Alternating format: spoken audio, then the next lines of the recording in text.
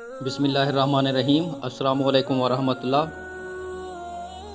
حضرت موسیٰ علیہ السلام کے زمانہ میں ایک شخص ایسا تھا جو اپنی توبہ پر کبھی ثابت قدم نہیں رہتا تھا۔ جب بھی وہ توبہ کرتا اسے توڑ دیتا، یہاں تک کہ اسے اس حال میں 20 سال گزر گئے۔ اللہ تعالیٰ نے حضرت موسیٰ علیہ السلام کی طرف وحی کی، میرے اس بندے سے کہہ دو میں تجھ سے سخت ناراض ہوں۔ جب حضرت موسیٰ علیہ السلام نے اس آدمی کو اللہ کا پیغام دیا تو وہ بہت غمگین ہوا اور جنگلوں کی طرف نکل گیا۔ وہاں جا کر بارگاہ رب العزت میں عرض کی، اے رب ذوالجلال، تیری رحمت کم ہو گئی یا میرے گناہوں نے تجھے دکھ دیا؟ تیری بخشش کے خزانے ختم ہو گئے یا بندوں پر تیری نگاہ کرم نہیں رہی؟ تیرے عفو درگزر سے کون سا گناہ بڑا ہے؟ تو کریم ہے، میں بخیل ہوں۔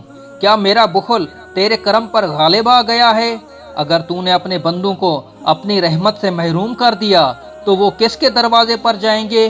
اگر تو نے دھتکار دیا تو وہ کہاں جائیں گے؟